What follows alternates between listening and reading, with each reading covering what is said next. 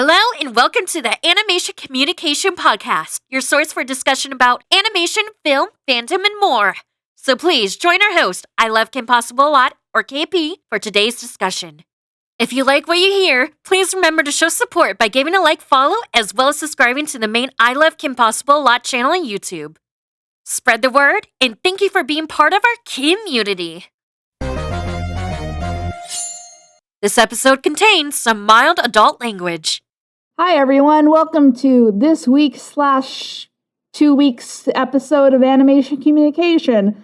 I'm KP. I love Kim Possible a lot, and if you've been listening to this podcast, you probably have heard I have a YouTube channel, but if not, it's there. So I do YouTube, and I also am probably the most consistent host because it's it's my podcast essentially. So we have Tom, who's my new host man person. So hey Tom, how you doing? Hi, I am Thomas. I go by Lyle Convoy. I am an animation enthusiast and Thundercat historian because God forbid me not being a nerd in the age of, my late 30s and all that.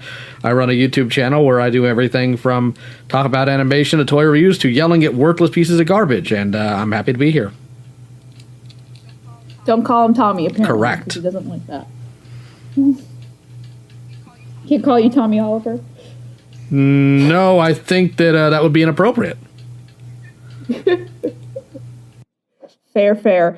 All right, and then we have Autumn back, who is my real life friend who also loves Kim Possible a lot. So Autumn, what do you do on the internet to remind the people? Well, I'm Autumn. I mostly go by Starlit is I on Instagram, Twitter, and probably a few other social medias as well. I am an artist. I sometimes post the occasional art whenever I actually have the time/energy to actually do so. So that's what I pretty much do.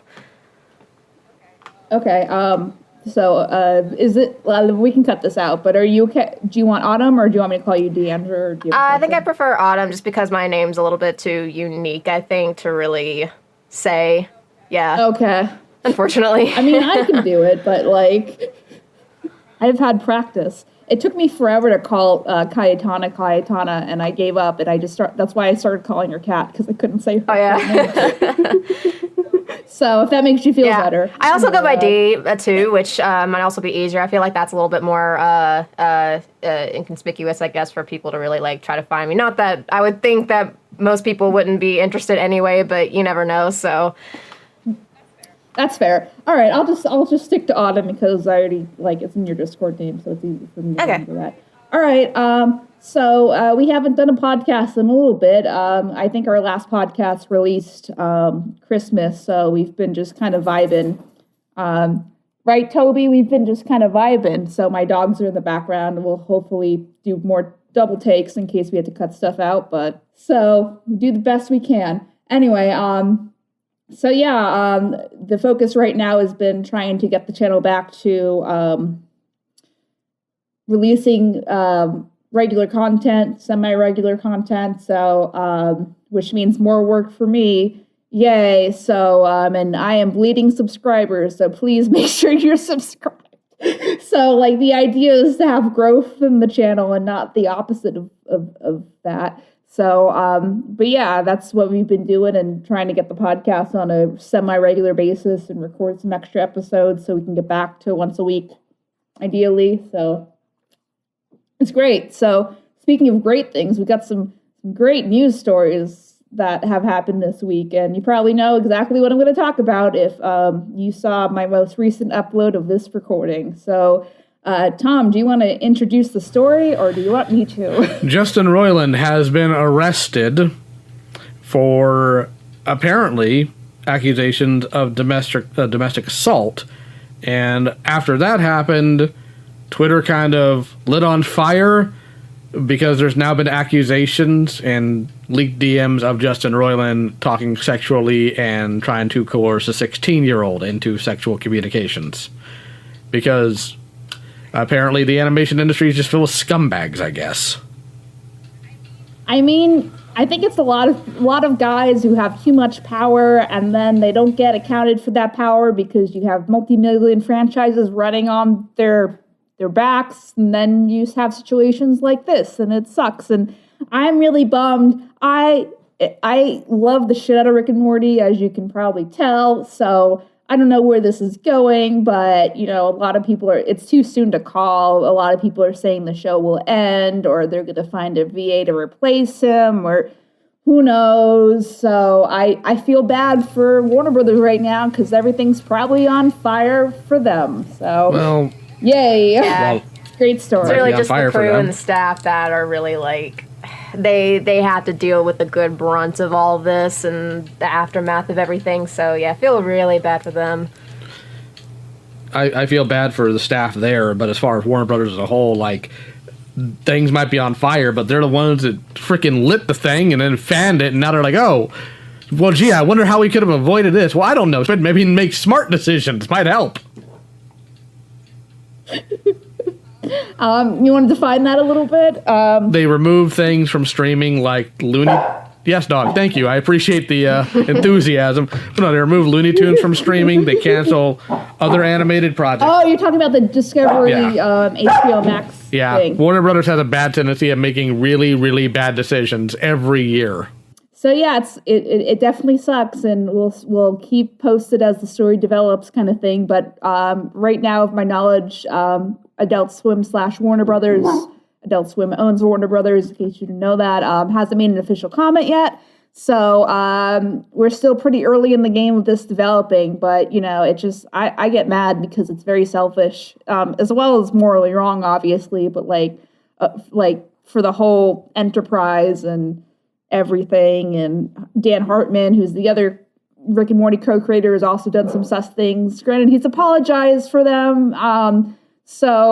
But still, it's just we need more women in animation at the end of the day, because women usually don't put their dicks in places they're not supposed to, so because they don't have any. I don't disagree with needing more women in animation, but I think that might not be accurate considering the 12 Forever creator. Yeah. What I want to know is how you can not only how you can like do these things, but how you think, especially in this day and age, like if you can get away with it. Like how do you not think that's like gonna happen, that you're just not gonna eventually be found out and get in trouble for these things? Because I think it's also because they're used to not getting in trouble for it, because they've done this consistently, because people are to this day still getting away with it. That's why. I mean, true, but it's definitely become, especially like with the Me Too movement, it's definitely become more, like it's easier for people to also now come out with like their experiences and say, hey, this happened to me, here's who did it, like they should be held accountable. Well, the problem isn't coming out and saying it. The problem is other people believing you. That's where the key issue is. And a lot of people, even if they are convinced to come out about it, there's a large swath of mentally stunted half-wits that they immediately want to discredit anybody about it. Not because they have a connection to the person being accused, but just because they want to be contrarian pieces of garbage, and God forbid anybody be held accountable for anything. And I think it doesn't help too that, like, you know, like when you're at the head of a huge franchise that makes billions of dollars, I mean, that's probably, I don't know how much things make. You know, you assume that you'll be protected by the system, quote unquote, because you make all that money for that corporation. So I think, you know, there's kind of like some internal justification, not that it should be justificated, but like in the mind of the perpetrator, like, well, you know, even if I put my dick somewhere we're not supposed to, look how much money I make for you guys, Warner Brothers. So, like, you know, you'll protect me if something goes wrong, and now everything is going wrong, and... Right, yeah. Honestly, when I ask these questions, like, I know the answers already. It's just more like, it just really sucks, and, you know, these things shouldn't be happening in the first place, but they do anyway. We'll get there eventually. We'll get to the good Star Trek future eventually. What's the other one? Babylon 8 or whatever, right? I have no idea. The opposite of that? I have no idea. Okay. Yeah, I don't know, whatever the opposite of Star Trek is, where everything just kind of goes to shit. Babylon 5, I think. I thought it would be Detroit.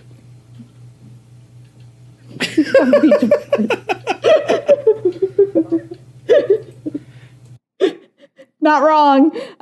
Okay, so I guess we'll move on because that's the unfun story. But yeah, we did do one more Rick and Morty video because we were working on this video before this broke like a couple of days ago, and I mean of this recording. I always have to say that. So we did like, hey, we did this, but don't support domestic abuse. That's bad.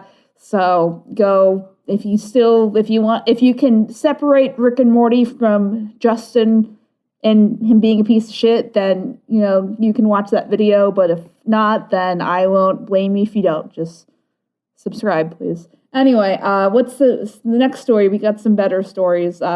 You wanted to share the next story, Leo, the weird franchise that's getting rebooted? Apparently, Biker Mice from Mars is getting a reboot. Why? I don't know. By whom specifically? I also don't know. But the last time they were seen in terms of content was in the early 2000s when they did a continuation, but it was a UK exclusive thing. To be honest, I've never even seen it. I watched a bit of Biker Mice in the 90s, but that's literally all I have in terms of experience with the franchise. And I haven't seen much in the way of outcry because I am an older individual, therefore I am connected with a lot of these other fan groups just tangentially, and I've never heard of anybody else crying out for a new Biker Mice. I'm sure they exist, but I don't know if that fandom's big enough to really push that. But hey, I hope it's good for them. I doubt it will be, but I hope it is. What's that one that... Remember when there were, two Thundercats reboots? One was super serious and one was, not, and I think they both turned out badly, right? Well, there were two in terms of, animation, yes. There were two Thundercat reboots. One was in 2011, which was headed by, oddly enough, a now Teen Titans Go writer. And then there was Thundercats Roar that was headed by Victor Courtwright. And both of them have the same problem in opposite directions. With the 2011 Thundercats, they tried really, really hard to be darker and edgier, and we're going to ignore a lot of the established things about these characters and try to push characterization, and they kind of sucked at it. And the opposite one's like, well, we're not going to be serious at all. We're just going to treat this like goofy, lighthearted camp, and if you actually look at anything written by Leonard Starr or anybody on the crew for the original show, it was neither of those things. So it's kind of, and a lot of people give more grief to Roar than they do 2011, but if you know anything about the actual franchise, you should give both of them grief for different reasons. They both failed miserably. That's fair. Failed miserably. Me not knowing anything about Thundercats except what the sword looks like essentially, and what some of the characters look like, and I'll take your word for it. You seem like you know that. Well, also, fun fact: 2 days ago, the voice actor for Snarf, Bob McFadden, he would have turned 100 if he'd been alive, but he passed a long time ago. Oh, that is kind of fun. Happy 100th birthday. How old was he when he passed away? Ooh, he had to be in his 70s, I believe. Oh, okay. This is in the late 90s, early 2000s when he passed away. He was not young when he worked on Thundercats, and that was 1985. So. All right, and then my other lighter story to kind of lighten things up. The Proud Family season 2, Louder and Prouder, the new one. I don't know, is released a week or two ago. There if you want it. If you are curious about my thoughts about the first season, we did an episode of that. I'm kind of lukewarm about the whole thing. It's great for the sake of representation, but as far as story, I think they could do a better job structuring the internal story and the character development and making Penny's friends not shit to her, but I actually haven't watched any of the new Proud Family yet, so I haven't really heard I haven't heard anything negative about it, but I'm not sure if I've heard anything overly positive about it either, so I assume it's actually doing kind of good, but I don't know.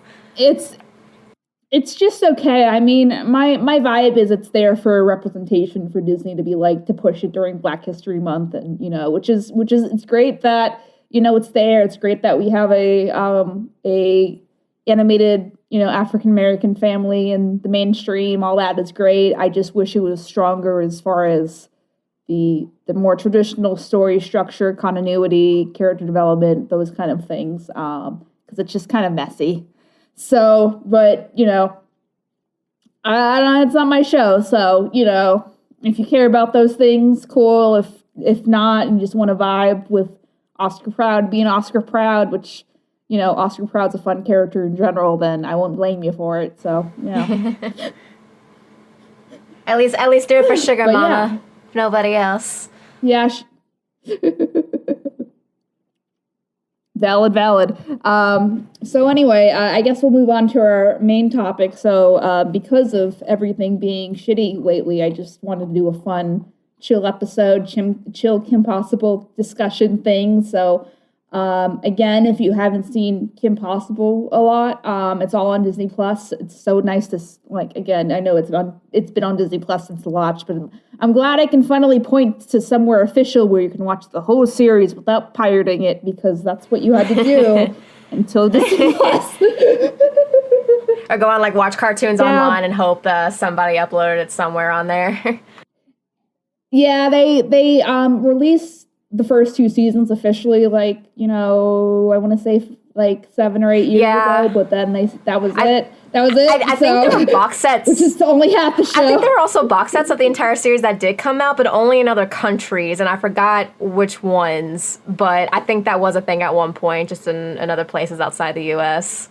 Yeah, so I guess, Autumn, why don't you remind the public your relationship to Kim Possible, and then we'll talk about Tom's relationship to Kim Possible, because I don't think I know that part yet. So. Oh yeah, so I got into the series when I was in middle school. I am now close to 30 this year. But yeah, I've been a fan ever since I was a kid. Watched it pretty religiously. I think starting at the end of either season 1 or beginning of season 2, somewhere around there. And watched the series all throughout. It remains to be one of those shows that remains near and dear to me. I'm all for the nostalgia for that show, and happy to always sit down and rewatch it for anyone that actually wants to. Like you were talking about earlier, really happy that it's on Disney Plus. That was one of the first things that I sat down and rewatched all the way through, just because I was able to finally after so many years. So that was really nice. But yeah, that is me. Yeah, I did a watch through probably a year ago. My friend, my roommate at the time, hadn't seen the whole thing chronologically, so I'm just yeah, sure, why not? So I'm sure hardcore, but anyway, Autumn's hardcore like I am, so she's the only one I've met so far in all of my Kim Possibling that I can keep up with. Right, Toby? You love Kim Possible a lot too? He's a fan. Yeah. We'll get you a little Rufus outfit and everything. Great. Get him a giant Bueno Nacho hat or something. Yeah, I have actually a Bueno Nacho sign in my kitchen. Oh, do you? Yeah, it's from when the show was ending. Steve Lauder, director man person, was giving away all this stuff to the fans, and I was I want the Bueno Nacho. So I got it, and then my dad calls it the Bueno Taco poster, and he doesn't understand why I need it everywhere, in every part of my house. Or I need it everywhere I bring. I'm so every jealous. move. You need to send me pictures. I want to see it. I'll take a picture of it, yeah, and then I have some of the bulletin board stuff that they had in the office. So some of our outfits, pictures of her outfits, and then I have what's the other thing? It's a poster board of pitches for Kim Possible products, so makeup and stuff like that. Wow. So it's neat. Yeah, so it's it's all sitting in my attic because I don't have enough room to put everything everywhere. But it's it's nice to have that. I wanted the villains ones too, but someone already called it. Oh man, yeah, I don't have anything official from the show like that. I wish I did, even if it was just one little a little smudge of a thing, whatever. I wouldn't care as long as it was something. But yeah, oh man, I wish I had something like that though. That's really neat. Yeah. So I'm sure I want I don't talk about this a lot, but my life goal is to do something with the Kim Possible franchise, and you cannot have any more information about it because it's secret. But I want someone to be how much do you like Kim Possible a lot? And I'm just this was in the director's office. It's in my garage now. It's neat. I have receipts. Here you go. I have receipts. But anyway, so yeah, Tom, what's your relationship with Kim Possible? Well, I mean, I watched it quite a bit. I think I may have seen the whole thing. Haven't rewatched it since today because, that was the homework for today. I've seen both of the specials, A Stitch in Time and Not the Drama. And I know that Kim Possible was... Got the names wrong, but okay. It's been a long time. It's been a long time. But I do... Not the Drama. It's okay, we'll forgive you. For now. It's a show that I know kind of broke Disney's pattern in terms of their syndicated cartoons, because they usually only allow them to have so many seasons, so many episodes, but Kim Possible became so popular that they needed an additional season after the last special. So that much I do know. And Kim Possible is a unique show in and of itself, specifically because it, in some cases, does follow the typical Disney, like, quote-unquote, hero formula for their cartoons. Things that you saw in things like Chip and Dale Rescue Rangers or Darkwing Duck, in the sense that there might be something of a pilot episode, but you don't really understand or get the background for everything you would want, like, say, your typical comic nerd might get eventually. So, Batman, you find out what happened and why he's Batman. If I recall correctly, and I'm sure you'll correct me, you never really know how Kim got her skills, why she specifically works the way she does, how Wade gets all this intel. You're just sat there and you're thrown at it, and you're like, hey, this is the world you're in, and here's what happens, and you just get to enjoy it. Don't ask questions. And it was an enjoyable show. Don't ask questions. Enjoyable show. Go ahead. Yeah, to answer your question, we do know the majority of, we don't know the specifics. We don't know, how specifically she met Wade. We don't know how specifically she learned her kung fu skills. We just kind of assume that she was self-taught with that. But we do learn about everything else, so you probably just don't remember. But yeah, you're correct in the sense that it's not established right off the bat. I mean, in my defense, it's almost been 20 years, so there's that. Well, now I guess you got some more homework. Don't I always? But I enjoyed the episodes I watched. Specifically, the ones I recall are the ones surrounding Monkey Fist, because I found him to be an amusing villain outside, of course, Dr. Draken, who is the star villain of the show, and their Senor, who I am greatly amused by. Oh, Senor. Mm-hmm. And Junior, gotta love him. Oh my god, yeah. So, I think we should have I think we should have another episode about predicting what the show should do in the future, but I think that's a whole other podcast. But for now, and me and Autumn will just debate things and be like, no, but Draken and Shigo have to kiss. They have to kiss. So anyway, important things.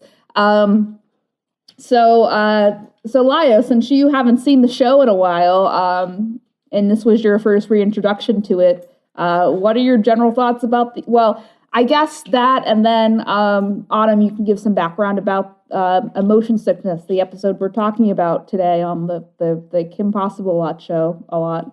Sure. Well, my overall thoughts, of course, it's a typical formulaic episode you'd see in something like this, to where there has to be some linchpin starts things off and causes these types of things.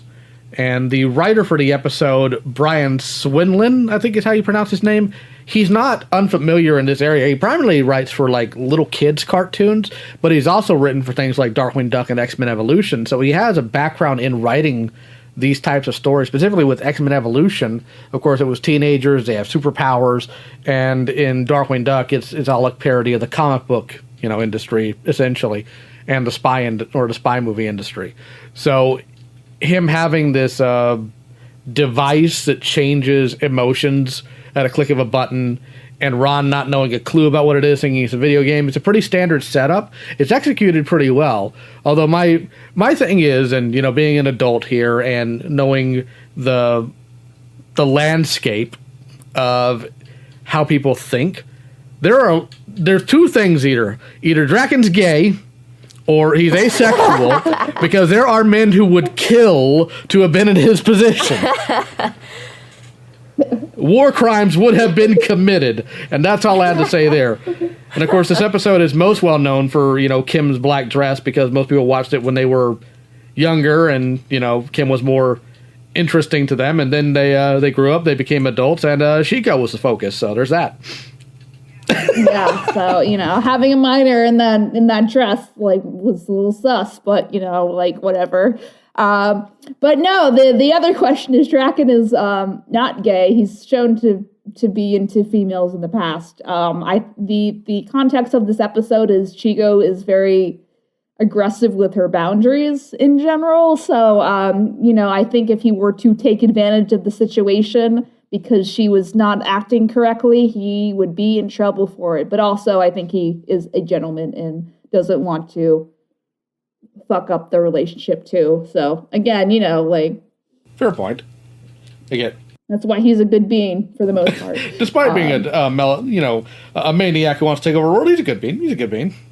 Yeah, he's a good being, I mean, he's fine, except for wanting to dominate the entire world. But other than that, he's fine. You're correct. He's a good moral character. You're correct. Well, I've talked about in the past about his character arc, considering the final and stuff like that, and I always picture him just kind of relatively being good after that because he's gotten his spoilers obviously for the whole show, but he's gotten his reward and acclaim and shit, and that was most of his driving factor. Anyway, but yeah, he's kind of like a Megamind. He doesn't really do it to hurt people or be vindictive. He wants to prove that he can do things, even though it takes him 48 times. Yeah.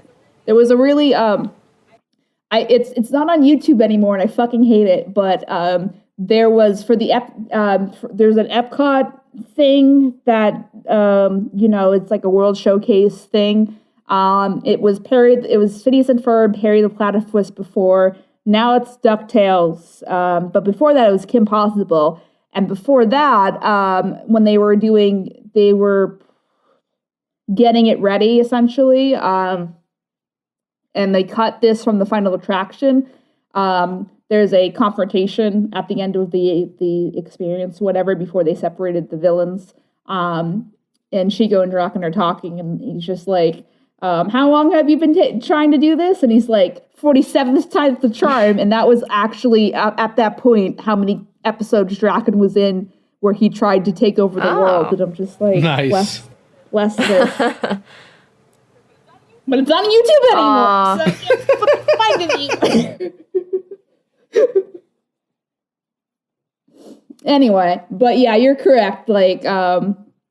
But basically, but in the past, Draken has tried to push Chigo and with cloning and stuff like that, and she doesn't want to do it, and then he leaves her, and then he's like, man, I can't push Chigo anymore because she's gonna leave, and that's bad. So that's also part of it too. But anyway, okay, so I guess, Autumn, why don't you give some history about the episode? Because I did choose this one for a reason. Oh, yeah. Well, main thing that I know about it in terms of this is of course after the episode aired, but there was actually at one point before So the Drama came out, or while it was in production, that Disney held a marathon for Kim Possible, and the way that they did this was that they actually had fans go on the Disney website and actually vote for their favorite episodes, and they aired each episode based on how many votes each one got. So it went from the order of least amount of votes, I guess, to the one that got the most and everything. And of course, we didn't really know the results the entire time. It just kind of went by each episode that was aired at a time that we found out. And so there was this huge anticipation that I remember there was being of which one was going to be number one, because I think a lot of people were voting for Emotion Sickness. And of course, number one ended up being Emotion Sickness, being the episode where you briefly see Kim and Ron kind of together because of the modulators, and they have that kiss scene and everything. But essentially, it apparently ended up being the thing that including the creators of Kim Possible of it there being a good idea of putting Kim and Ron together and So the Drama, because I think they were a little bit unsure about it, and at first they wanted to put them together, but they weren't sure exactly what the response was going to be. It was going to be a jump the shark kind of thing. But when that episode got number one out of the entire series in that marathon, they were like, yeah, okay, I think we can do this. I think this will be pulled off pretty well. So yeah, that's pretty much what I know about the history of that episode. But yeah. Yeah, it's a fan favorite, I think, because not only for shipping reasons, but also because of just kind of the humor, which is it's a lot of like beat per beat humor for a Kim Possible episode because the characters are acting out of character and they're putting the guys in awkward situations and like I'm not sure, the black dress thing, which is good for you for your sexual awakening person who watched Kim Possible. I'm gonna say that it was mostly the shipping, though. Let's be real, it was mostly the shipping. Yeah. So, but like I will be honest, because like I also haven't really talked about this. Like I didn't like it at first, just because the pacing of the episode was really fast and really like it was a weird justification for like Ron not wanting to worry about the friendship, and so the drama that's challenged again, and and then I think Draken and Shigo, especially at that point in the show, like I don't think anyone was thinking about it like romantically too. So to like the scene where they're in the photo booth too, like that's their only time they've kissed yet. Hashtag, I don't know, hashtag, season 5. I'm sure if we have a season 5 and it's the same with Kim and Ron where everything's the same, but Draken and Shigo are still kind of like, they have a couple moments, I'd probably get over it, but Yeah. Until that point. So anyway, I will say that I kind of somewhat agree with you on the pacing because I was actually rewatching that episode earlier today just to kind of refresh myself on everything, and I do kind of felt that the pacing in some areas was just a little fast. I definitely don't remember feeling that way when I was watching the episode, probably because of too much of the excitement over the kiss and everything else in that episode. But yeah. Oh yeah. Speaking of, that was the first time Kim and Ron kissed too, Mm-hmm. so like that was also a big thing, which I think in hindsight they should have saved that, but like whatever. It's fine. I mean, I do kind of appreciate that I do kind of appreciate that they did sort of bring the question up a little bit before, so the drama. I'll give Ron credit, into like just how confused or confusing everything sort of was for him at that time, because obviously like Kim was acting like really weird and he couldn't really come up with anything other than like, oh, suddenly she's changing all these moves and suddenly she's in love with me. This has never happened before. I never expected this kind of thing. Not to say I've never thought about it, but this is totally like out of realm for what I thought would ever happen to me. So, but at least so the drama kind of introduced a more sort of a realistic approach of like, oh, this is someone else in the picture and Kim's actually interested in him. What does that mean for me and our friendship? How do I feel about it? So I do, in a way, I kind of appreciate that it was brought up before through this episode. But yeah, I guess that's really all I had to say about it. I'm not sure where I was going. Yeah, I think it too, like the moment where I was just like, okay, this is dumb, is when Ron does his whole spiel in Barkin's house. Oh, that was so funny. I love that. It was just like, Why are you in my house? It's very slapstick and very like fast paced for like a Kim Possible episode too, and like also Barkin and Ron don't really have that kind of relationship anyway. So I think it would have been funnier if like like it was in the school and he just like came in and started talking, and then Barkin's like, everyone's just looking at him and just like, oh, sorry, I forgot that you were teaching or something like that. I'll just go you. Would have been pretty awkward though to just like say all that in front of a bunch of students though, unless he was just like in his classroom by himself grading papers or something. Didn't notice like that, But also him just like somehow like breaking into his house just to like spiel all that to Barkin. I don't know. To me, that was actually pretty funny. Like, bro, you just broke into your teacher's house and just started like spieling about your personal life with you and Kim, and no one knows how the fuck you did it, but you did, and here you are. I mean, yeah, and I think it's funny too, because like the only like Felix doesn't, as far as Ron's friends, doesn't really appear that often, and then who was it? Wade and Ron don't really have that kind of relationship, at least until season 4, where they talk, because when Wade starts having a crush on Monique, and then like that's that's a thing. So, you know, I guess Ron didn't really have any other options besides maybe his dad, who is played by the dad from Friends, who Monica and Ross's dad. There we go. I always Friends forget correct. that. Yeah, so they needed a Jew and they got him. But you know, I think what was the other point? But yeah, I think also as far as the Draken thing, I think if Draken, you know, like neither one of the guys kind of took advantage of the situation for the most part. Like they both like thought it out, and like even when like they were both forced into kisses and stuff like that. So I think that's good examples for the men out there not to just, you know, take advantage of women when they're not feeling into it, you know, or there's something wrong, obviously. Yeah. So, you know, good on them. So I feel bad for definitely. Ron. Like somebody could recut that entire scene where Kim's chasing him like a horror movie. Actually, there's at one point. So while I was watching the episode earlier, so my partner he was behind me, kind of just sort of tuning in every now and then in the episode. And the parts where Kim was like getting really mad, he didn't really have much context for the actual modulator part, so he would just like look over and see Kim like just raging mad, and he'd be like, "Oh, whoa, that's a little intense," and kind of had to explain it there, and he got it after that. But yeah, you could definitely like edit that down to where it looks a little intense, to say the least. that's a fun idea. I'm gonna take a mental note of that in case I want to.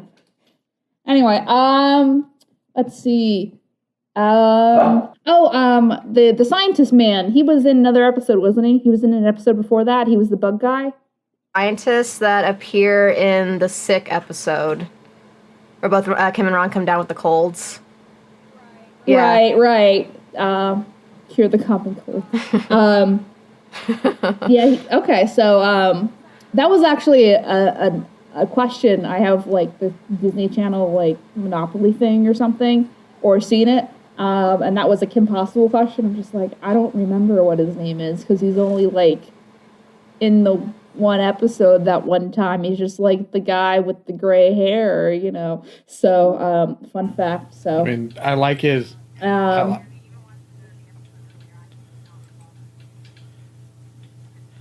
I like his attitude of he thinks he's getting stolen from and he just wants to throw hands. I can appreciate that. I think it was even funnier when he, after he realized they were stolen and he wasn't really sure what to do because he was planning on throwing them in an auction, and he was just sitting there like, well, I don't really have them, so I guess I can just say they got lost in the mail. Oh, but that's going to affect my feedback ratings. And like, dude, like, it was kind of like, oh, I don't know if you're really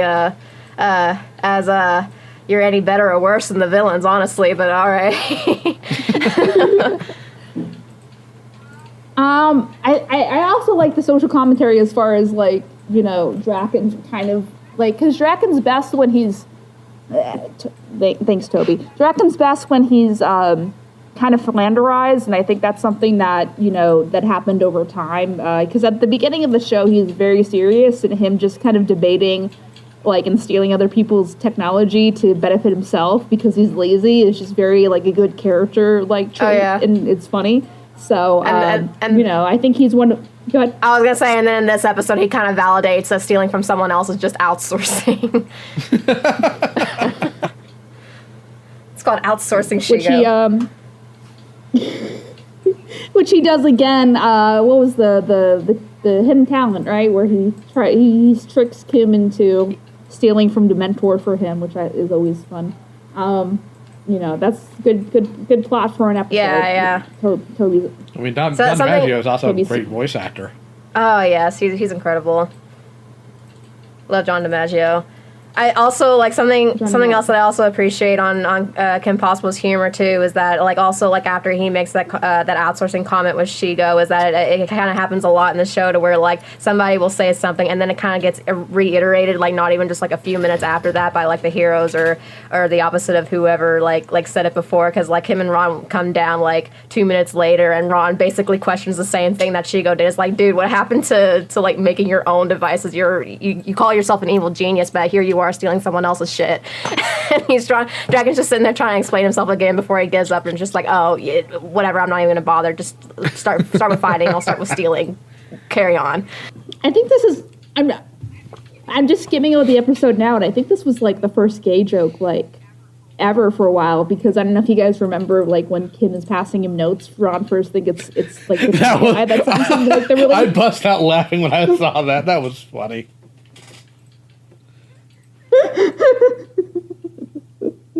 So I don't think they've even like touched that before. So I thought that was also interesting. But like that's what I meant. Like it's funny, but like it's really fast pacing for a Kim Possible episode too. So it takes a little bit to get used to, and you have to watch it a couple of times. And thanks, Toby. You have to watch it a couple of times to kind of really appreciate. Or it makes it feel like it works, but I think again, that's more of a problem with the 20-minute limit than anything. Yeah. So, although if you were a huge shipper, I guarantee you, some of us did not have a problem whatsoever watching that a couple times or more, as it were. I'm sure. Yeah. Oh Lord. But yeah, I think it also was a good, again to show. Draken just like being helpless and kind of being like the beat of the comedy too, which is, great. Let's see. Did they ever mention the pickle parade again? Is that like ever a thing that's reestablished? You see the pickle, I think, like in background elements a couple times in some episodes, but yeah, I don't think they ever really mentioned the whole like, oh, Middleton has a proud pickle heritage or whatever thing after the fact. It was just kind of thrown in there for the episode and then just never really mentioned much again. Where's my pickle continuity?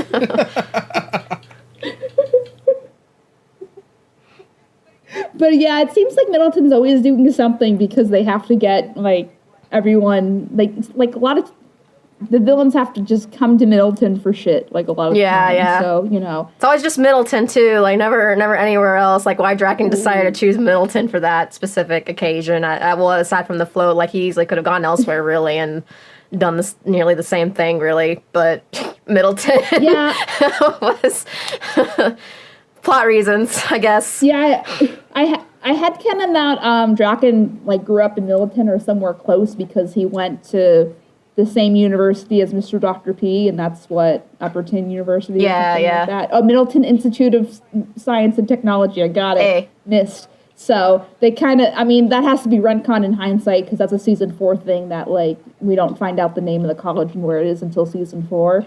But and rewriting history, even though that doesn't count. Like his mother is just like, go to the museum, and he's like, what? So she's there, I guess, or whatever. So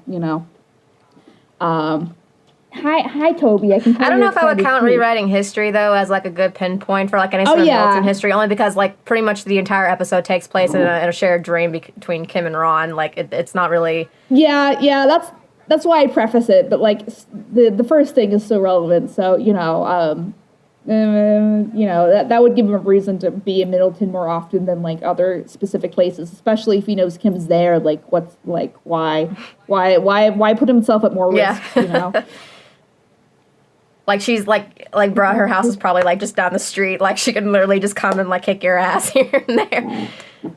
Right here, right now. Yeah, like maybe his mother packs snacks or something like that, and he's just like, I want to save money, Also, who's to say like how far away his lair is too? I don't know if anyone's really questioned that much because like granted, like in the world of Kim Possible, it really doesn't seem to take him that long to get anywhere around the entire globe. But you kind of have to wonder exactly where his lair is and like how long it would have taken him to also get to Middleton or for Kim and Ron to find him and vice, Right. Like they establish that the villain's doing something and then cut to Kim and Ron on a plane going, and they're there before the villain like is able to steal the thing, and I'm just like, how does that work?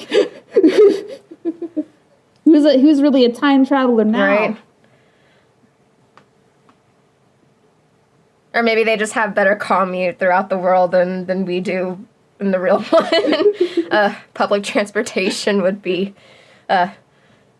Needs to be better. Have strive for that. Like whatever Kim Possible had going on for them when it came to transportation, that's what we need to be going for. One day we'll get there. We'll get there. Yeah, maybe. Time dilation stuff.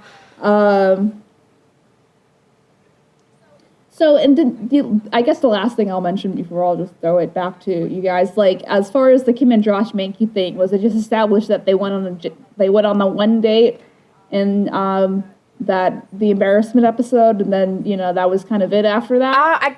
Was that the implication? Yeah, I think that was the implication. It wasn't really like outright said, like if it was just that one date or if they went on any other dates after the fact. But yeah, all it mentions in the episode was that like they did see each other for a time, and like they were just kind of over it. So that was really about it. Yeah, they moved on. Better for Ron though, no complaints there.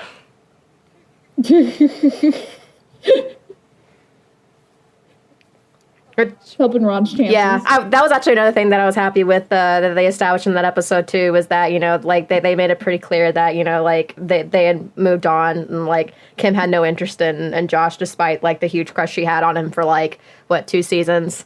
So yeah.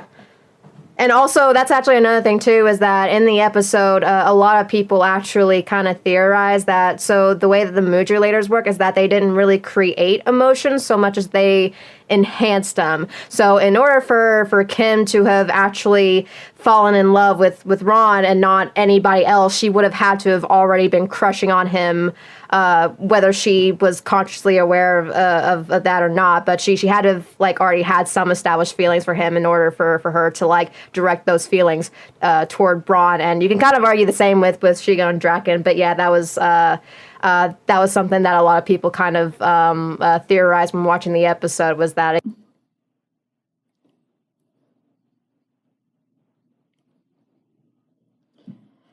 I wonder what that says about Shigo, because this is still like relatively early before her season 4 arc about all that. So like, I mean, I guess that's one of the reasons she sticks around to help Draken, maybe. But like, I mean, I guess I can see it, but like, it's I guess it's just also really early too for Shigo to start crushing. Yeah. I did find that kind of strange on the Shigo and Draken side, but I felt like that really, really made sense as far as Kim and Ron's arc there. Yeah. Because, I mean, there are even, like, some subtle hints that you can kind of glance at and say, oh, I think that might actually be something there. That feels like that's, there's some chemistry right there, or hints towards some. And then I feel like that also further confirms it later in the same season in the Girl of Fist episode, too, when Kim is jealous over Yori, and, yeah. Yeah, the Girl of Fist episode is definitely like the most like black and white, situation of that too. So I wish there was more foreshadowing, which I'll probably mention in the future video. But like, I do that makes sense. That helps a little bit, But anyway, Tom, do you have any more thoughts to throw in? Well, other than the fact that I enjoyed the episode, and Kim Possible tends to be a pretty good show anytime I do watch it, although it's been a while. I mean, that's really all I need to say about it, I think. I guess my only other fun fact is, the only video, I think Autumn's in the same camp, but the only Kim Possible video game I played, only because I didn't have any other, systems to play the Game Boy ones and stuff like that, is the PS2 one. And, Shigo's winter outfit thingy-a-bob is in that episode, or is an option to have her wear on that game, is it? So, which is kind of neat. My favorite thing too about that game is they give Shigo a battle suit. They give her a black and green battle suit. It's really cool. I really wanted to play the PS2, but we were too poor to own a PlayStation at the time. So I had a Game Boy. Like I eventually got one of those, I think, when sometime later in middle school. And I think I only got one because my younger brother got one, and I was basically begging at that point. But I think I actually played the second and the third Game Boy games, but unfortunately I don't really remember too much about those anymore. But the PS2 one, like that was the one that I really wanted to play and never got the chance to. Oh yeah. The PS2 one is fun. Is that the No, one for where you sure. play as both Kim and Shigo in different parts? Okay. Yes. Yeah, which doesn't really make much of a difference because they have the same moves, and she goes, her plasma hands don't really give you any benefits besides they activate when you punch things, but that's really it. So you can't shoot them or anything like that. Which Probably I don't know too if much it's to canon. ask for in a game based off of a TV show, I guess. Little game that wasn't probably didn't really have that high of a budget in the first place. Yeah, for sure. Especially because they also had to do it, like, I don't know what the game term is, but you can only move left and right. You can't move you can't move front to back, so it's just linear. Oh. So that you couldn't even like really explore the space as much as more traditional video games with bigger consoles. Oh yeah, it was kind of the same with the Game Boy games. Yeah. I mean, you could like move back like a little bit, but if you're already like too far in a certain area or something like that, you couldn't really go back too much further, really.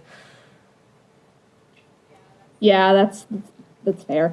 Let's see. I think I'm good. I guess with that conversation, if you're good, Autumn, Yeah. I guess I guess the moral of the story is we gotta have more Kim Possible, discussion. Yeah. and we can make Tom watch the rest of it. I guess.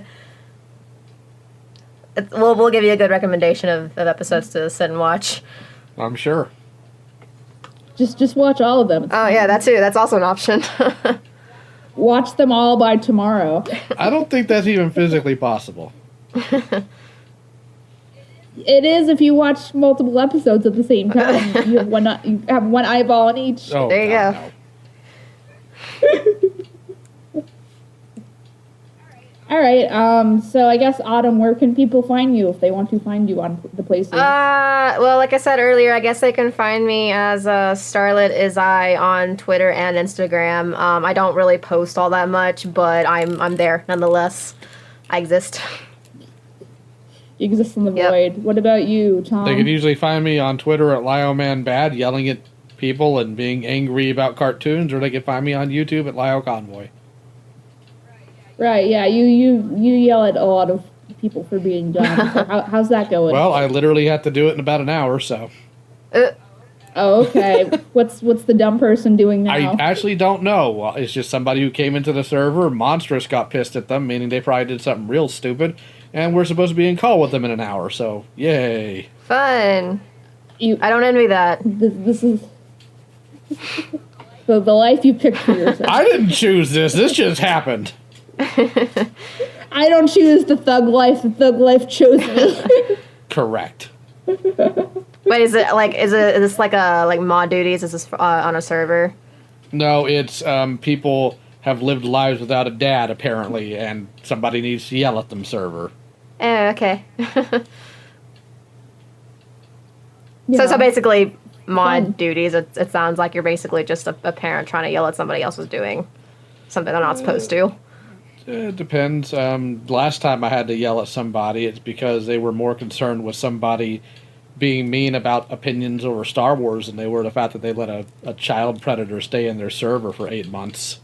Ew. Yeah, that's the type of degenerates I have to deal with at the time. Okay. But if I yell at my fans, that they won't like me anymore. I don't know. It might get their attention. There was one comment on the Rick and Morty video that I just deleted because I was gonna respond to it, but I'm just like, no, I don't think I have the energy. Where implying that the Justin Roiland girl, unnamed girl who hasn't been publicly named yet, like said that she maybe deserved it, and I'm just like, I don't, Ugh. I can't. This is why I yell at people. This is why I yell at people. And I was gonna be like, I was gonna just grill them, and I was just like, nah, I don't have the energy. I don't blame you. God, being a female content creator, let me tell you. Yeah, it's a very special type of hell. Yeah. Yeah, it's great. All right. Well, again, we're going to try to get more regular content on the main channel and on the podcast in general, so you guys can listen to funny things every week. If people are actively, I mean, some people listen to podcasts, so it's cool. So again, just check your subscription box. Make sure you're still subscribed. If you're not still subscribed, fix that if you can. Tell your friends. I don't know. We're doing the best we can. So I think we're gonna do a Little Mermaid video soon, and then some more general Kim Possible videos and some fun stuff. So I'm working really hard. So on a bunch of things. So trying to produce high quality content, TM.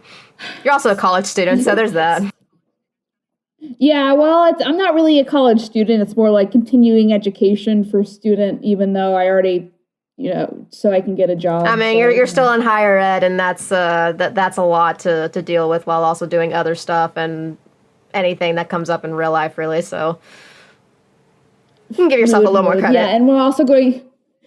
That's fair. And we're also going to try to attempt some live streams going forward to help with the engagement. So keep an eye out for those. We'll do some art. I figured out how to use Streamlabs, so that's a plus. But yeah, generally the podcast hopefully should return on Wednesdays, 6 p.m. East or a.m. on Wednesdays for the podcast version, and then on YouTube it's 4 p.m. Eastern, I think, unless we change it. So, wherever you want to listen to the podcast, you can start hopefully listening to it regularly, knock on wood. But yeah, thanks for listening, and I guess I'll have a good night. I appreciate everyone who's come in and my guests and all that stuff, and see you next episode. Or if you're new, we have a whole backlog. I think we're on like 75 episodes at this point, so there's tons of episodes. If you like animation and like me talking for long periods of time, then stutter. All right, have a good rest of your evening, day, listener, and see you next time on Animation Communication. Woo! Thank you so much for listening to Animation Communication on YouTube, Spotify, or your favorite podcast provider. We are really hoping the show makes a difference in how people view animation as well as media as a whole, as well as giving and providing advice for people all over the world who like or want to join the animation and media industry.